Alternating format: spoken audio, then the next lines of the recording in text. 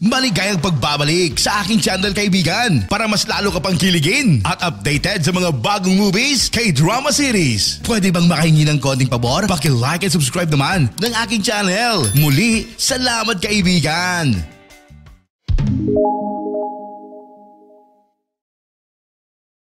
Nagsisimula ang serye sa mayamang lalaki na nagngangalang Lee Guk-chul na mula sa mayaman na pamilya.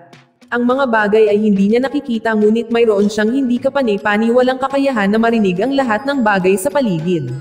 Alam niya kapag ang kanyang mga tagapaglingkod ay nagchichismis tungkol sa kanya o makipaglaro sa kanya.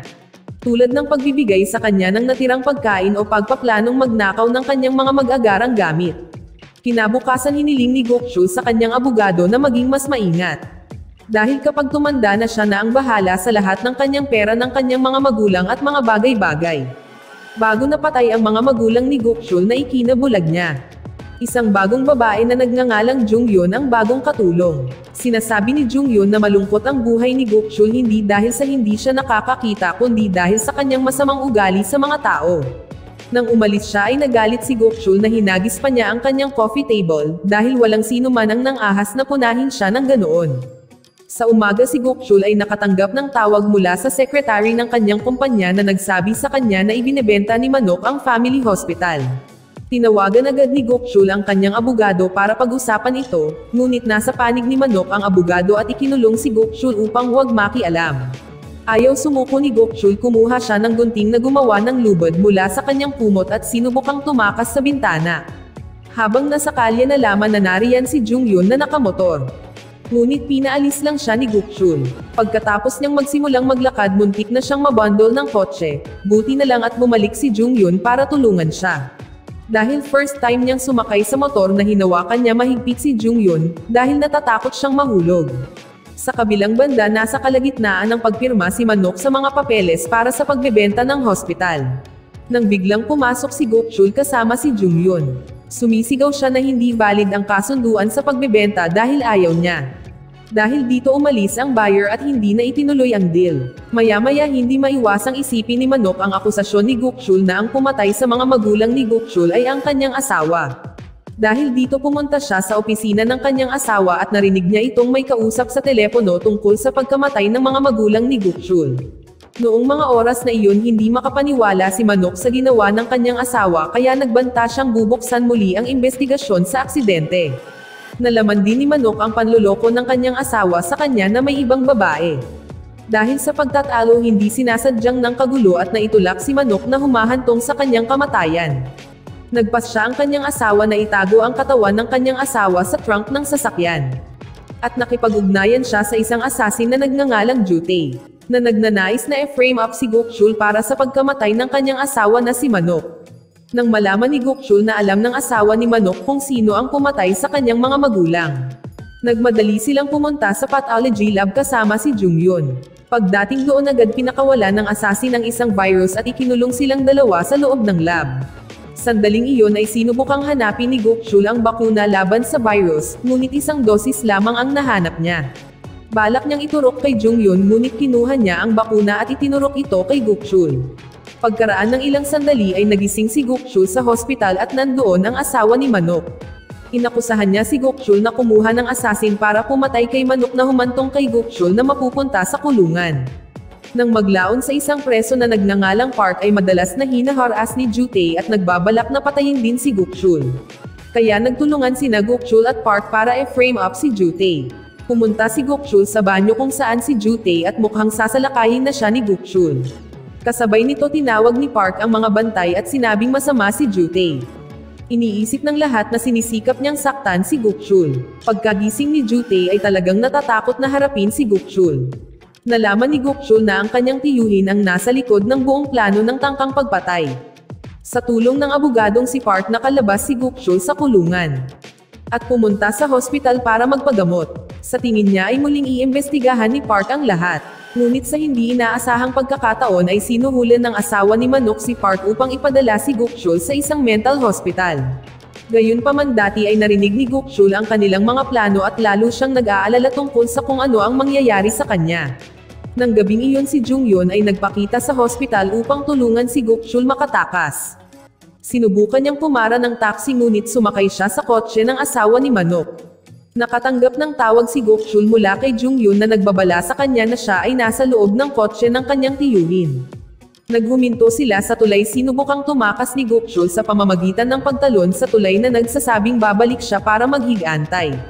Kinaumagahan nagising si Gokchul sa basurahan at namuhay siya bilang isang pulubi. Pagkatapos ng ilang taon ang ilang mga batang kalye ay nagsabi kay Gokchul na kanyang kartel na bahay ay nawasak ng mga magnanakaw. Nagmadali siyang umuwi at nagawang pigilan ang mga magnanakaw mula sa pagkuha ng pera na inipon niya para sa kanyang operasyon sa mata. Hindi nagtagal dumating ang mga pulis at nagtakbuhan ng mga magnanakaw. Biglang dumating si Secretary at hiniling kay Gokchul na tulungan siya na gumawa ng isang bakuna laban sa virus. Kapalit na ngako siyang bibigyan siya ng bagong pagkakakilanlan at ipadala siya sa Amerika para sa karagdagang pag-aaral. Nangako rin siya na tutulungan siyang makaganti sa kanyang tiyuhin sa pamamagitan ng pagbabayad para sa operasyon sa mata at plastic surgery ni Gokchul. Pagkatapos ng operasyon pinalitan ni Gokchul ang kanyang pangalan ng Kitan at pumunta sa Amerika para sa pag-aaral ng 5 taon. Samantala si Jaeman ang biyenan ng tiyuhin ni Gokchul na si Il-jae, naging miyembro ng parliament at si Il-jae na ang pinuno ng legal team sa Dota Group na pag-aari ni Dochong, isang Korean conglomerate. Noong mga oras na iyon ay hindi masaya si Il-jae sa kanyang posisyon kaya nagsimula na siya hanapin ang illegitimate na anak ni Dochong na si Gunwak, at lihim na ginagabayan ang siyang gamitin bilang sandata laban kay Dochong. Sa kabilang banda si Jungyun na ngayon ay tinatawag na Suyon ay sumusubok na makakuha ng trabaho sa Dota Group. Kasabay na si Gokchul na ngayon ay si Kitan, kasama ang secretary para mag-apply sa parehong trabaho at hindi sinasadyang nabangga niya si Suyon. Nang marinig ni Kitan ang kanyang boses sa tingin niya ay siya si Jungyun, ngunit hindi niya nakilala dahil pinalitan niya ang kanyang pangalan. Nang maglaon kumuha sila ng written exam na magkasama at si Suyon ay tila nahihirapan sa mga tanong. Sa kabilang banda ay sinasagot ni Gunwoo ang lahat ng madali. Dahil naibigay na sa kanya ni Il-jae ang mga tanong. Si Kitan sa kanyang kakayahan ay magaling din sa pagsusulit. Sa kalaunan ay pumasa silang tatlo sa pagsusulit at tumungo sa susunod na round. Si Taekwang ang pinuno ng pangkat na ay nagbigay sa kanila ng ulat na kalahati sa kanila ay matatanggal. Si Gunwoo ang nangunguna sa ranking na sinundan ni Kitan. Habang si Suyo ay nasa ibaba. Maliban sa academics, nag-training din sila ng physical fitness tests. Noong mga oras na iyon ay may magkatulad na pisikal na kakayahan sina Kitan at Gunwoo. Habang nahihirapan naman si Suyon. Samantalang napansin ni Il-jae na si Kitan ay maaaring maging banta kay Gunwoo.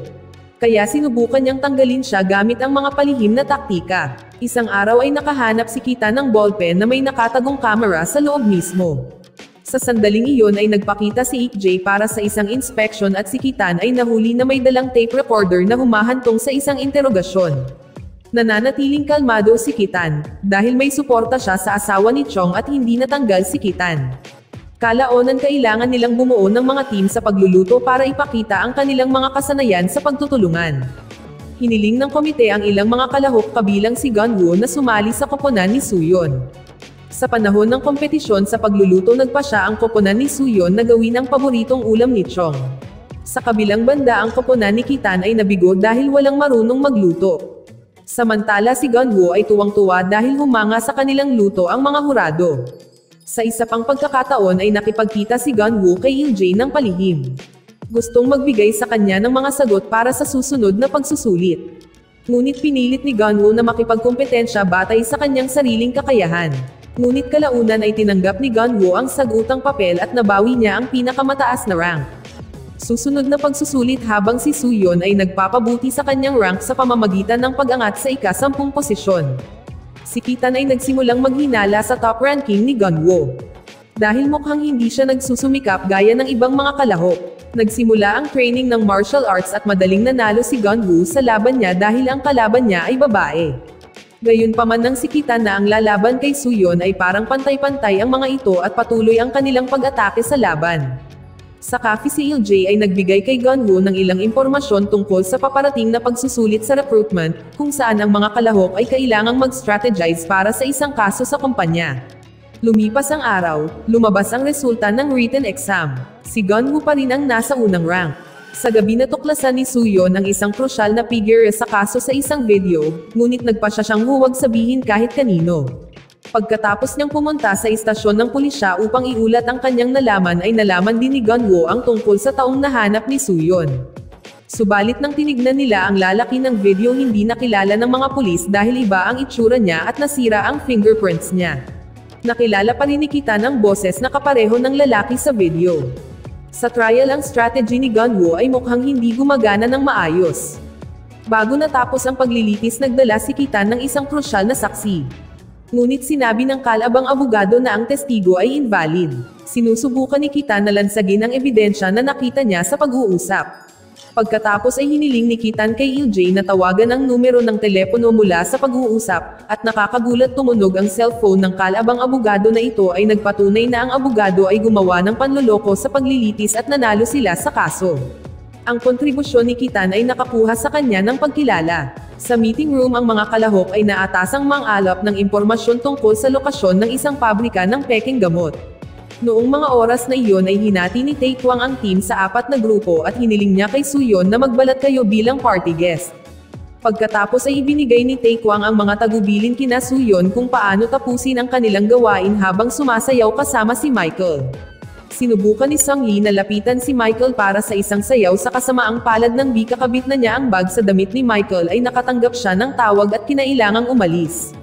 Nang maglaon tinanggap ni Suyon ang imbitasyon ni Michael para kumpletuhin ang kanyang gawain ng paglalagay ng bag sa kanyang mga damit. Samantalang nag-aalala sina Kitan at Gunwoo nang hindi lumabas si Suyon sa silid ng hotel pagkatapos ng 30 minuto.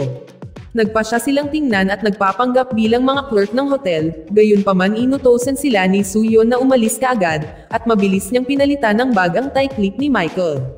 Kinabukasan sa panahon ng kulong, inatasan ni LJ ang koponan ni Suyon na kumpletuhin ang misyon. Pagkatapos si Kitan at Gunwoo ay lumapit kay Suyon na hinihimok siyang tapusin ang misyon ng mabilis, ngunit biglang dumating si Michael kaya bumalik sila sa kanilang mga upuan.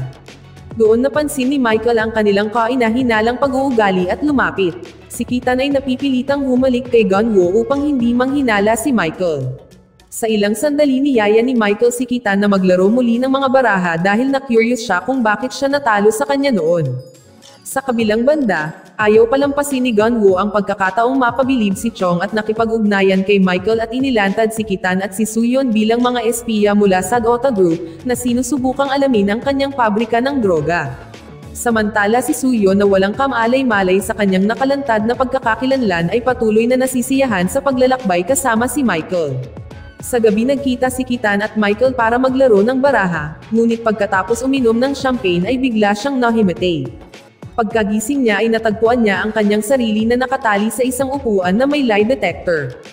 Samantala sinubukan ni Suyon na ipagtanggol ang sarili matapos malantad ang kanyang pagkakakilanlan at dinala sa silid kung saan nakakulong si Kitan. Inutusan ni Michael ang isang lalaki na mag-inject para pilitin si Kitan na ibunyag ang lahat. Gayunpaman ay lumaban si Kitan at nagawang sabihin na siya ay nalinlang sa misyon na labag sa kanyang kalooban. Pagkatapos na palayain si Kitan ay hinarap si Gunwoo na nagpahayag ng kanyang galit tungkol sa nangyari. Pagkatapos nakipagkita si Gunwoo kay Michael at casual na binanggit na gusto niyang bumili ng ilang pekeng gamot sa pabrika ni Michael. Kaya nagpasya si Michael na dalhin siya sa pabrika para makuha ang gusto niya. Nang makarating sila sa lugar, si Michael na nagplano ng bitag at mabilis na nagutos sa kanyang mga tauhan na arestuhin si LJ at Gunwoo. Binalaan niya sila hindi dapat nila pakialaman si Kitan, dahil dati na rin siyang nagbahagi ng ilang sensitibong impormasyon tungkol sa pagpatay sa kanyang mga magulang habang nasa ilalim ng impluensya ng droga. Bukod pa si Kitan ay may sama ng loob sa Dota Group at gusto niyang makipagtambol kay Michael. Kalaunan ay nagpasya si Kitan na samahan si Michael sa pagbebenta ng mga gamot. Pagkaalis ni Kitan pinaalalahanan si Michael na huwag masyadong magtiwala kay Kitan, at narinig ito ni Kitan. Kalaunan ay dinala ni Michael si Kitan sa isang barko kung saan ang lahat ng mga pekeng gamot ay ginagawa. Pagkatapos ng magkaroon ng pagkakataon si Kitan ay hindi na siya nag-aksaya ng oras at ipinaalam kay Suyon ang tungkol sa lokasyon ng pabrika at magdala ng mga polis. Gumana ang plano dahil hindi makagalaw ang mga tauhan ni Michael. Sa kabilang banda si Kitan na may hawak ng baril ay hinimok si Michael na umalis kaagad, dahil hindi niya itinuring na si Michael na kalaban sa likod ng negosyo ng pekeng droga. Ang tagumpay ni Kitan na labis na ikinatuwa ni Chong at personal niyang kinontak si Kitan para gantimpalaan siya gaya ng ipinangako sa pagiging pinakamahusay na kalahok. Si Chong ay nagsimulang magbigay ng mas maraming assignment kay Kitan. Sa kabilang banda si Il-jae at si Ganwoo ay nadismaya dahil nagawa ni Kitan ang misyon. Sa kabilang banda, si Kitan na inatas ang sunduin ng anak ni Chong. Ang anak ni Chong ay may reputasyon sa pagiging mayabang. Pagdating ni Kitan sa airport, para sunduin ang anak ni Chong, agad niyang itong dinala sa isang salon upang ayusin ang kanyang hitsura. Gayunpaman ang anak ni Chong ay naiinis sa pag-aakalang sinusubukan siya ni Kitan na kontrolin.